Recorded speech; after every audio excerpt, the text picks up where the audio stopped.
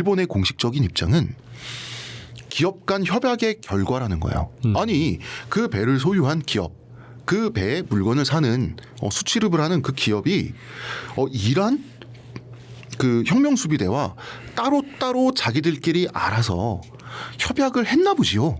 전 잘 모르겠습니다라는 게 일본 정부의 공식적인 입장인데 그럴 리가 있겠습니까?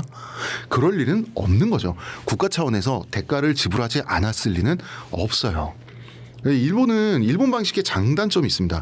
이렇게 돼버리면 한 번 내면 계속 내야 되죠. 한 번 형성된 시가가 쉽게 내려가 주겠습니까? 어렵죠. 예, 그럴 일은 딱히 없다는 점이 이제 그 단점이고요. 일본은 미국과의 관계가 매우 중요해서 미국의 눈치를 봐야만 하는 국가입니다. 지금 다카이치 사나이 정부가 집권을 출범을 하고 나서 미국에 두들겨 맞기도 하고 그렇기 때문에 또 미국에 그만큼 의존하면서 우리 사정 좀 봐주세요라고 말할 수밖에 없는 그런 지금 그 흐름에 빠져 있는데 이 상황에서 지금 트럼프가 저렇게 길게를 날뛰고 있는데 공식적으로 일본 정부가 그렇게 할 수 있습니까? 혁명수비대하고 딜할 수 있어요?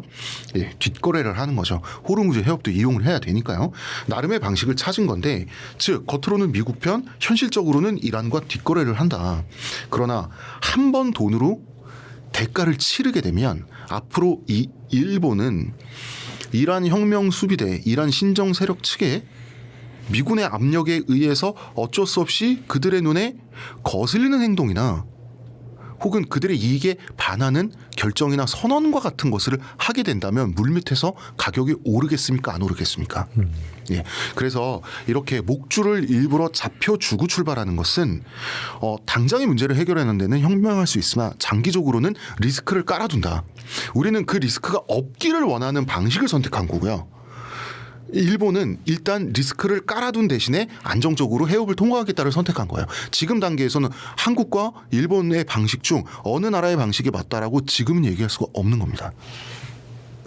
특히 최근 러시아가 한국에 원유를 공급하기로 한 배경에 대해 한국이 사실상 독점적으로 보유한 LNG 쇄빙선 기술을 의식한 결정이다라는 분석도 나오는데 이 부분 좀 어떻게 보시는지 궁금해요. 이거 굉장히 냉정하게 접근을 해야 됩니다.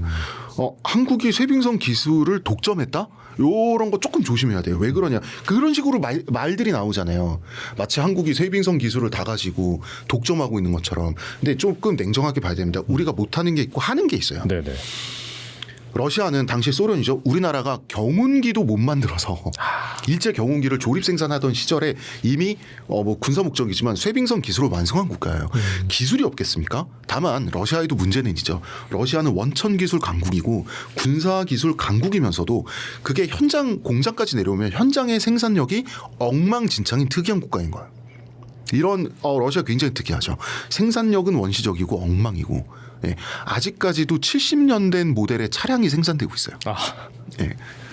예, 그렇지만 그 설계 도면을 수립하는 데까지는 뭐 세계 최고급이죠. 미국 다음이라고 볼 수 있는 나라가 러시아고 LNG를 담아서 오려면 그게 이제 그 기체 상태가 아니잖아요. 냉각을 한단 말이에요. 꽝꽝 얼려가지고 LNG 가스를 이렇게 이렇게 둥글뱅이가 몇 개 있는 거대한 그 상선에다가 싣고 이걸 오지 않습니까? 이게 영하 162도로 냉각을 시켜야 되는데 이 이동 냉각 기술은 프랑스 독점 기술이에요. 우리가 배 한 척 만들 때마다 상당한 양의 로열티를 프랑스 기업에 줘야 됩니다. 그리고 쇄빙은 뭡니까? 얼음을 깨면서 앞으로 나가는 거잖아요. 이 쇄빙, 이 앞에 얼음을 깨는 부분의 그 핵심 기술은 스위스가 갖고 있어요. 물론 우리도 대단함이 있습니다. 우리는 고품질 생산력과 설계력을 갖고 있어요.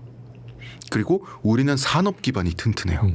이런 게 있습니다. 똑같은 설계 도면을 가지고 중국에서 만약에 똑같은 스펙의 배나 잠수함을 만들고 우리나라가 똑같은 스펙의 배나 잠수함을 만든다면 우리는 30년 40년 동안 쓸 걸 중국은 한 잠수함이나 항공모함 같은 게 2, 3년 있으면 가운데가 쩍 갈라져서 쪼개져 버려요. 중국이 생산력이 있는 나라죠. 중국이 설계력도 있어요. 왜 그럴까요? 우리나라는 산업 기반, 우리나라는 철강, 포항제철, 현대제철과 같은 세계 탑티어 철강 회사가 있어요. 업계 표준이 되는. 그다음에 쇠만 씁니까? 비철금속도 들어가잖아요. 세계 최고 수준의 세계 최고의 비철금속 회사도 우리나라 갖고 있어요. 고려아연. 이런 것들 있지 않습니까? 예, 그다음에 뭐 전자의 LG와 삼성, 그다음에 차를 만들고 그다음에 어떤 무언가를 지어서 만드는 것에 전문인 현대 이러한 산업 인프라들이 세계 최고의 생산력과 기술력과 서로의 상호 연계성을 서로 확보한 상태로 구비되어 있는 국가는 지금 우리나라가 거의 최고란 말이에요. 그렇기 때문에 이 배를 만들어서 완제품을 문제 없는 상태의 아주 수준 높은 수준의 완제품을 만들어서 내놓는 능력은 우리나라가 최고예요. 그 설계도 잘합니다. 그러나 원천 기술을 우리나라가 다 갖고 있진 않아요. 그래서 한국이 쇄빙선 기술을 LNG 쇄빙선 기술을 독점적으로 보유했기 때문에 원유를 러시아가 우리나라에 공급하기로 한 건 아닙니다. 오히려 이것은 뭐냐면 지금 중동의 난리통도 끝나고 또 언젠가는 러시아 우크라이나 전쟁도 끝날 거 아닙니까? 그 끝났을 경우에 러시아 경제 재건을 해야 되는데 경제 재건에 파트너가 있어야 됩니다. 자본과 기술을 가진 그리고 생산력도 가진 그리고 러시아의 이런저런 현장에 기술 이전도 해줄 수 있으면서 서로의 국민 감정도 나쁘지 않으면서 그다음에 검증의 시간을 거쳐서 이 나라의 기업은 우리나라에 왔을 때 러시아 입장에서 꽤 우리 사회 경제에 쓸모가 있었다라는 게 확인이 된 거의 유일한 국가 그리고 러시아의 자존심을 해치지 않을 왕국 중에서 고급 왕국 한국밖에 없습니다. 그래서 전후를 대비한 말하자면 그 뭐랄까 분위기를 대피는 워밍 기간이다 정도로 생각해야지 우리가 전 세계에 아무도 없는 걸 갖고 있어서라고 하는 것은 조금 우리가 엇나갈 수 있다. 저는 그렇게 보고 있습니다. 관련된 보도가 러시아가 서방 제재로 인해서 유럽 조선소 접근이 막히면서 북극 항로 운영을 위해서 쇄빙선, LNG선 수요를 충족한 새로운 파트너로 한국을 주목하고 있다. 이런 보도들이 있는데 요 같은 경우에는 이제 보니까 한국 일보 등 여러 가지 국가에서 이야기를 하고 있는데 제재 현실과 이제 정치적 리스크 때문에 그 쇄빙선 사업이 러시아 쇄빙선 사업이 실제로 이제 사업화될지는 좀 복잡한 사정이 있긴 해요. 그런데 지금 러시아조차 한국 쇄빙선 능력을 탐낼 정도로 기술과 원가 경쟁력이 높다라는 신호를 하고 있고 러시아 말고도 이제 캐나다나 아니면 북극 항로를 뚫으려고 하는 나라들한테 매력적인 대안이 될 수 있다. 이거는 좀 이야기를 할 수 있는 것이죠. 물론 이제 그 러시아 제재가 아직 있기 때문에 좀 시기상조긴 하지만 이번에 이란 사건 때문에 러시아 원유에 대한 제재가 풀린 건 다 알고 계실 겁니다. 이렇게 되면 이제 장기적으로는 러시아의 쇄빙선 시장에 한국이 들어갈 수 있다라는 거는 이제 긍정적인 신호가 될 것이고 패키지로 들어가는 K조선 방산 전략이 지금 요런 캐나다 잠수함에다가 이런 이제 그 쇄빙선 이런 거에 연결해서 이야기를 해보면 코트라의 분석에 따르면 이제 일단 이런 캐나다 잠수함 캠페인이 잠수함뿐만이 아니라 캐나다의 군함, 쇄빙선, 장기 함선 MRO 시장에 한국 조선 방산이 진출할 수 있는 길을 열어줄 것이다 이렇게 예측하고 있고 그러면 어떻게 되냐 아까 전에 러시아한테 쇄빙선을 팔 뿐만 아니라 캐나다한테도 쇄빙선을 팔 기술이 있다 그리고 그런 가능성은 캐나다 CPSP 사업을 통해 가지고 그 입고가 된다라고 이야기할 수 있습니다. 그래서 결국에는 수십 년짜리 전략적 해양 파트너십으로 캐나다의 한국과의 그 협력이 이제 잠수함뿐만 아니라 쇄빙선으로 확장될 수 있다는 이런 이야기가 지금 실제로 논의되고 있고 이런 것들이 가능성이 높다라고 할 수 있습니다. 또 이 와중에 한화 필리 조선소와 한화 디펜스 USA가 미 해군 차세대 군수 지원함 설계 사업에 참여하여서 마스카 프로젝트 첫 성과를 낸 것으로 나타났습니다. 이번 사례를 계기로 한미 조선 협력이 본격화되는 신호로 해석할 수 있을까요? 아 이게 좀 우리가 기다려왔던 그 마스가 미국 해군 시장 진출이 가셔야되고 있는데 지금 요게 사진에 보이는 배는 미국 보급함은 아니고 한국 해군이 운용 중인 하나오션이 만든 이 보급함 요 사진에 보시면 네네. 이런 것들을 이제 우리가 미국에 만들어서 공급하게 될 수 있는 첫 길을 열렸다. 그래서 미 해군 차세대 군수지원함 일명 CLF 후속 사업이 실제 사업에 참여하게 됐다라고 할 수 있는데 요거를 위해서 노르웨이 바드라는 회사랑 개념 설계 협약을 체결했다. 요거는 뭐냐면 하나오션이 군함을 잘 만들긴 하지만 미국 시장에 처음 진출한 거기 때문에 미국 시장 진출 경험이 있는 회사랑 협정을 해서 이제 설계를 하고 그다음에 하나 필리 조선소가 설계랑 건조 거점을 잡고 이제 하나 디펜스 USA가 방산 시스템 그러니까 군용 부품에 대한 미국 내 법인 허브 역할을 맡는다고 해요. 이렇게 되면 어떻게 되느냐? 그 미국의 전략적 생산 거점 동기화라고 이렇게 했는데 하나오션이 한국에서는 이제 미국에서 만들 수 없는 부품이라든가 설계를 수행하고 필리 조선소에서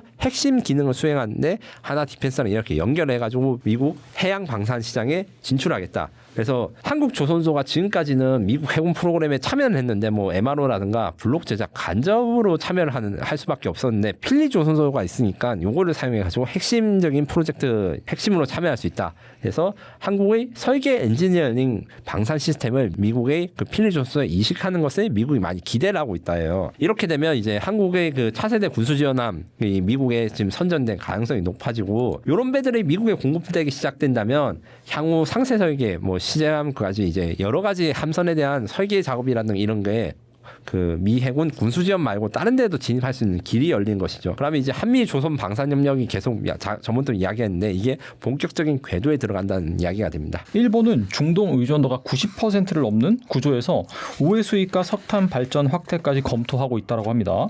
호르무즈 해협을 통과한 일본행 유조선이 이제 전부 도착해서 석유를 더 이상 가져올 구멍이 없다라고 하는 그 비상이 걸렸다라고 하는데요.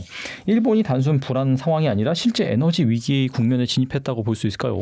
근데 이런 얘기가 국내 언론에서 많이 나왔는데 사실은 우리나라하고 상황이 그렇게 크진 차이는 아닙니다만, 네, 이제 우리나라가 좀 배가 좀 더 많기는 하죠, 유조선이. 그렇지만 일본의 비축유가요 우리나라보다 더 많습니다. 254일분입니다.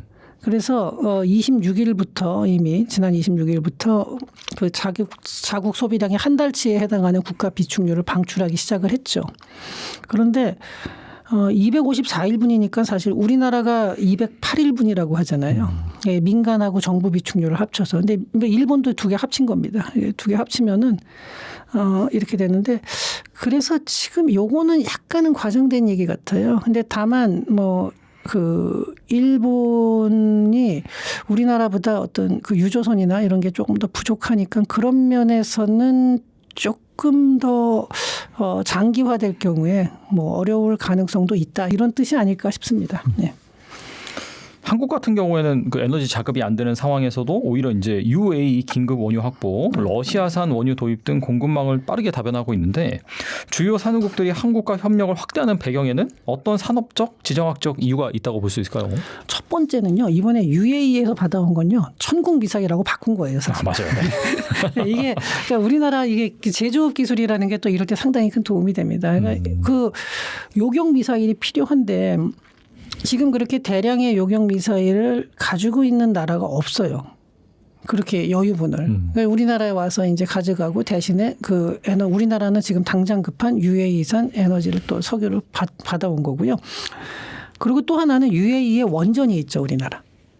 네, 그러니까 원전이 있다 보니까 그 원전에 대한 기술도 있고 해서 UAE가 우리나라한테는 뭔가 조금 이렇게 서로 간에 주고받을 수 있는 여지가 많습니다. 네, 그런 면에서는 상당히 이건 다행스러운 거고, 그러니까 원전 지어놓고 또 방산으로다가 이렇게 이제 서로 협력을 하고 있고요.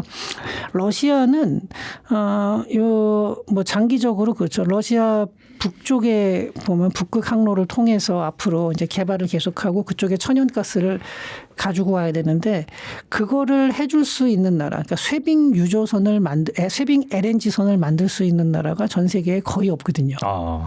네, 이게 굉장히 커요. 네. 그래서 앞으로 우리나라하고 협력을 갖다 사실 상당히 원하고 있죠. 그러니까 둘이 어떤 안보적인 측면에서 러시아하고 우리나라하고 좋을 일은 없지만 그래도 적어도 직접적으로 국경을 맞대고 있지는 않거든요. 그러다 보니까 러시아하고는 우리가 중국이나 아니면은 뭐 북한 그러니까 북한하고 중국이 또 붙어 있고 뭐 이런데 적어도 영토 분쟁을 할 때 있어서 러시아는 그나마 약간은 떨어져 있는 거예요. 뭐 우리나라하고 그렇다고 그 국제 관계에서 이익 추구하는 방향이 같지는 않지만 어쨌든 그나마 덜 나쁜 거죠, 말하자면. 뭐 그러니까 러시아 입장에서 한국 그러면은 특별히 좋을 것도 없고 특별히 싫을 것도 없다. 과거에는 그랬어요. 뭐 요즘 들어서는 이제 세계가 이렇게 동맹으로 갈라지다 보니까 약간은 이제 뭐 그런 균열도 생길 수는 있겠지만 과거에는 그래 왔고 그래서 우리나라 뭐 음식도 러시아에 상당히 많이 팔렸었거든요. 그 도시락인가 뭐 그 메이커는 도시락. 완전히 뭐 대박 났다고 하더라고요. 네. 도시락하고 초코파이 이런 거 굉장히 많이 팔렸죠. 그런데 그것뿐만이 아니라 이제 이번에는 그 북극 항로를 통한 LNG선에 대한 수요도 상당히 있습니다. 근데 러시아는 그거 못 만들거든요, 지금. 네, 그러다 보니까 그러니까 아예 못 만들지 뭐 그런 거는 모르겠지만 우리나라의 부품이 이렇게 없이는 부동하기 힘듭니다. 그래서 그런 부분도 그러니까 한마디로 말해서 종합적으로 보면 기술하고 에너지를 바꿨다 이렇게 보시면 될 겁니다. 그냥 뭐 이유 없이 그렇게 뭐 네. 호의적이지 않다. 그게 이제 국제 그런 관계의 뭐 네. 진리라고 볼 수 있겠네요. 그렇죠. 이유 없이 호의적인 나라는 세상의 바보죠. 국제관계에서 그거는 바보입니다. 네.